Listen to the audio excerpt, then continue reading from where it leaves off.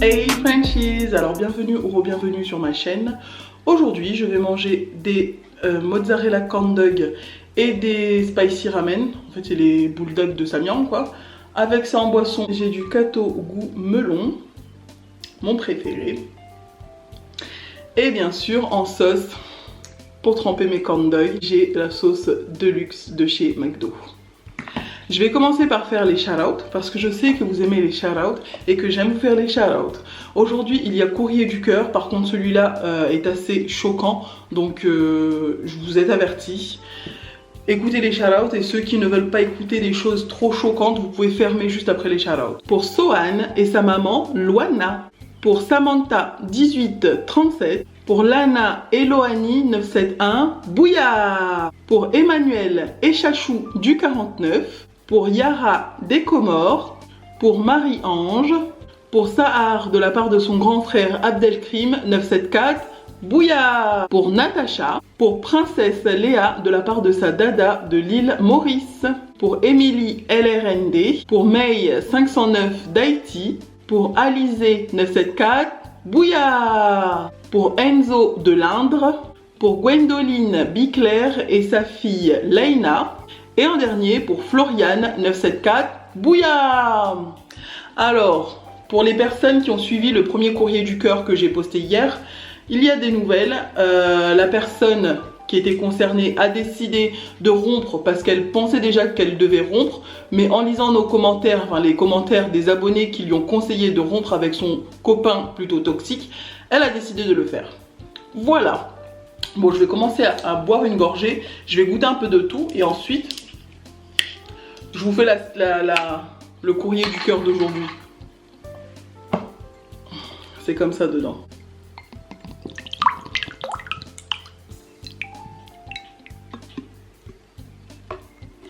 Cheers.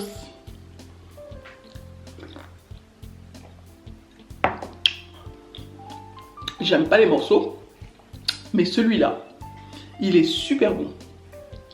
Alors que je goûte ça.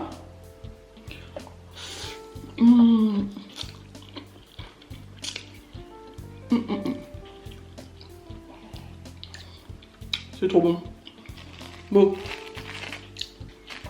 Alors sur certains, j'ai mis des grains de pain en fait, hein, du panko.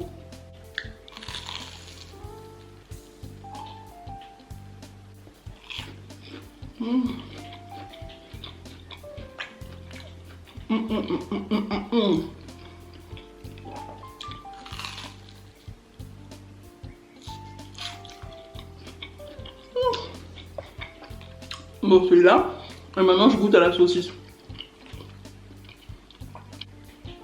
Voilà, la saucisse.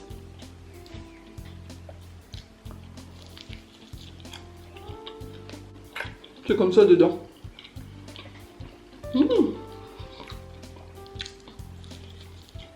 Alors, le courrier du cœur d'aujourd'hui concerne une personne qui a vraiment subi l'horreur dans son enfance. L'horreur. Pour les personnes qui peuvent être facilement choquées, c'est le moment de fermer la vidéo. Hein. C'est bon? Ok, alors la personne d'aujourd'hui, on va l'appeler F. Elle vivait avec sa mère. Sa mère et son père étaient divorcés.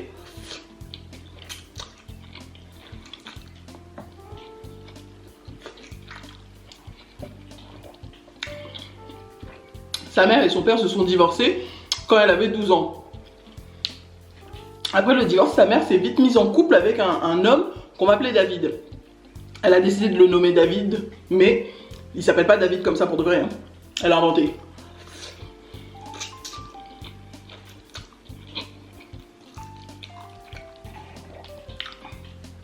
Ce David-là, il était très gentil au début. Très gentil au début de la relation. Il offrait des fleurs à sa mère, il était aux soins. Il s'occupait de tout, il faisait le ménage, c'était vraiment un homme gentleman, tu vois. Elle disait ça va. Après 6 mois de vie commune, parce que sa mère s'est vite remise en couple, juste après le divorce, elle s'est mise en couple avec le gars. Et tout de suite, ils ont habité ensemble.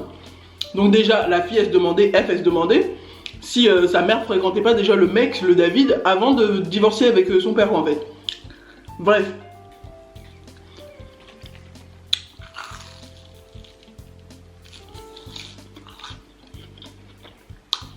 Pendant 6 mois, tout se passait bien. Le mec était gentil, il était aux soins. Sa mère infirmière s'absentait tous les lundis et tous les samedis parce qu'elle était de garde. Elle a resté avec son beau-père du coup qui était super avec elle quoi, il était cool. Donc franchement, aucune ombre au tableau hein. Ça s'assombrit. Le gars, à partir du 6e mois, il a commencé à frapper la mère, insulter la mère, rabaisser la mère, à devenir un peu plus méchant avec la mère. Genre il montrait son vrai visage parce que tu vois, quand tu mens sur ton comportement, sur ta personnalité, au bout d'un moment ça sort. Bah là c'est sorti. Donc il était vraiment devenu vache avec la mère quoi, il parlait mal, il la rabaissait devant les gens et devant elle du coup. Elle m'a dit qu'à plusieurs reprises, elle voulait s'en mêler. Elle me disait oui comment tu parles à ma mère? Qu'est-ce que tu fais à ma mère? Pourquoi tu te comportes comme ça? Sauf que le gars, un grand gaillard, face à une fille de 12 ans, le gars est tout en muscle, la fille elle a 12 ans, bah elle est toute fine comme ça. Elle a pas osé le faire quoi. Et là, un soir juste après les 6 mois quoi, pendant que sa mère était à l'hôpital du coup d'astreinte, un lundi soir, elle dormait dans sa chambre, le gars est venu dans sa chambre, il a commencé à lui faire des attouchements.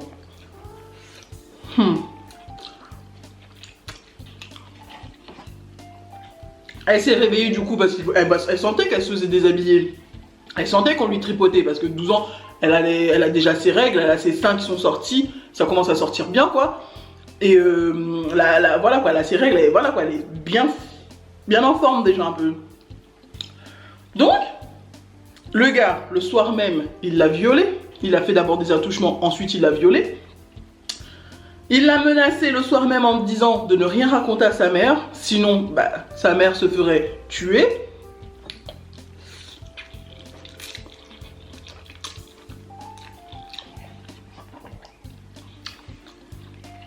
Mais elle, sentant que c'était pas bon et comme elle partageait tout avec sa mère, elle a attendu le lendemain matin d'être en tête-à-tête avec sa mère. Elle lui a tout raconté. C'était une très bonne chose qu'elle a fait, tout raconter. Sauf que sa mère ne l'a pas cru.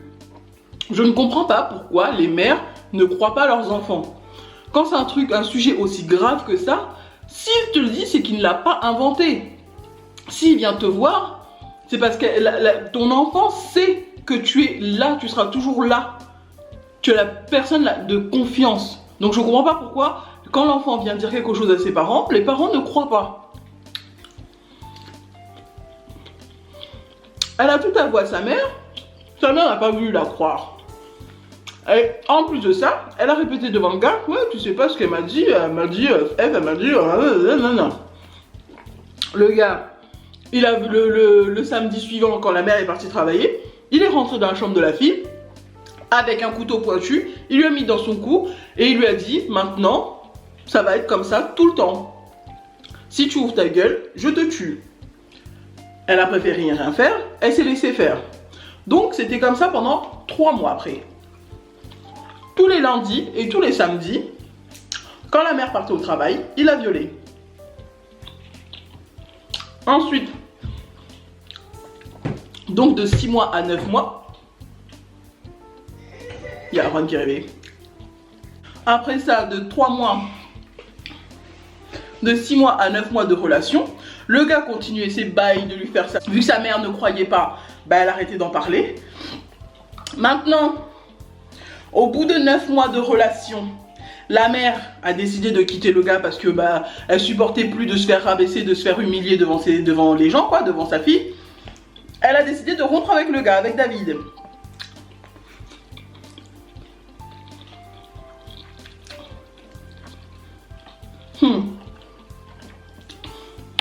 goûter ça.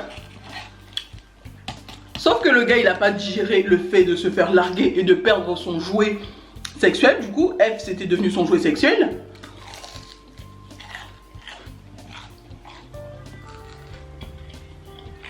Alors, ce qu'il a fait, comme il connaissait son emploi du temps, il a attendu que F revienne de l'école un soir. Il a attendu dans une ruelle. Il a attrapé un sac poubelle, il lui a mis sur la tête et il l'a kidnappé. Il l'a ramené chez lui. Donc F, elle était en panique quoi. Elle disait qu'est-ce qui se passe? Elle s'est pris un coup sur la tête. Il l'a attrapé, il l'a ramené chez lui. Il l'a jeté dans le sous-sol où il avait emménagé un petit coin pour pouvoir faire ses affaires. Continuer avec son objet sexuel. Et du coup, il a pu enfin pouvoir avoir F pour lui. Parce que je pense, à mon avis, je pense que le gars, il devait chercher une femme avec une fille pour pouvoir assouvir ses pulsions quoi en fait. Hein. Il se servait de sa relation avec la mère pour pouvoir attendre la fille.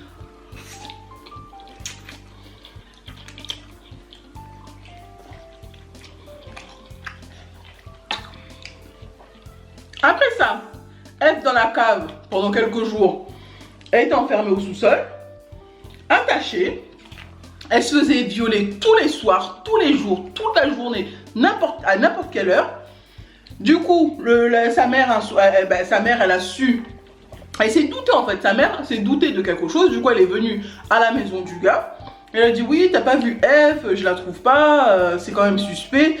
Et la dernière personne de qui elle se plaignait, c'était de toi. Est-ce que tu l'as vu? Non. Le gars, il a insisté, non, je l'ai pas vu, je l'ai pas vu. Il a refermé la porte, il est parti. La mère, elle a déposé plainte, ils ont fait les recherches. Ils ont retrouvé F attaché au sous-sol, avec pratiquement la peau sur les os, les bleus partout. Et du coup, ils ont arrêté, ils ont décidé d'arrêter le gars. F m'a dit que le gars, au final, il a décidé de se suicider quoi. Après ça, elle était contente. Parce que franchement, il n'aurait pas eu à sortir de prison pour la retrouver. Donc le gars a décidé de se suicider. Et sa mère, pendant tout ce temps-là, elle est rentrée dans un choc émotionnel. Elle est tombée dans le coma. Et à la fin de ça, elle est morte. F, qui a maintenant 26 ans, qui va avoir 26 ans, m'a dit que depuis ça, elle a une fille. Donc elle avait 12 ans. Maintenant, sa fille, elle va avoir 14 ans. Donc voilà. Ça, c'est une histoire pour vous dire qu'il ne faut surtout pas, les filles, les femmes qui me regardez, ne faites pas confiance aux hommes complètement tout de suite si vous avez des enfants. N'emménagez pas avec une personne que vous ne connaissez pas totalement. Si vous êtes seul, déjà quand vous êtes seul, quand vous emménagez avec un homme, ça fait bizarre d'emménager au bout de 2-3 jours ou même d'une semaine ou d'un mois. Ça fait bizarre d'emménager tout de suite ensemble. Mais en plus de ça, si vous avez un enfant, pensez à votre enfant, à la sécurité de votre enfant avant de faire passer l'amour en fait. Hein. L'amour d'un inconnu. Faites passer l'amour de votre enfant, la sécurité de votre enfant avant vous en fait. Hein. Parce que vous ne connaissez pas la personne que vous avez en face. La personne peut jouer un jeu et au final se servir de vous pour atteindre votre enfant. Il y a tellement de fous, de psychopathes dehors. Et sachant qu'ils n'ont pas une pancarte sur le front écrit psychopathe, je veux niquer ta fille. Ou psychopathe, je vais t'étouffer quand tu dors. Donc faites attention. Faites vraiment attention à vous et à vos enfants.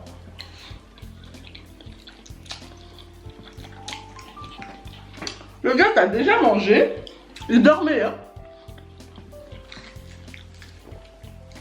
Il a déjà mangé. Je l'ai fait dormir. Ça fait quoi? Ça fait 30 minutes. Je me suis préparée, j'ai fait mon repas, j'ai fait tout. Je me suis dit, je vais avoir encore 20 minutes devant moi pour manger tranquillement. Et dans son âme, je sais pas quel esprit il a senti maman en train de manger, il faut que j'aille la voir.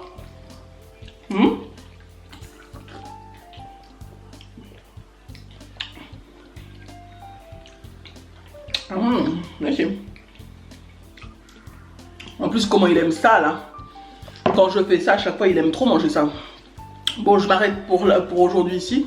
Si vous avez des story time que vous voulez me raconter sans que je dise votre blase, votre nom, vous pouvez m'envoyer votre histoire. Soit par mail à mon adresse mail qui est juste en dessous dans la description box, soit directement en message privé sur Instagram.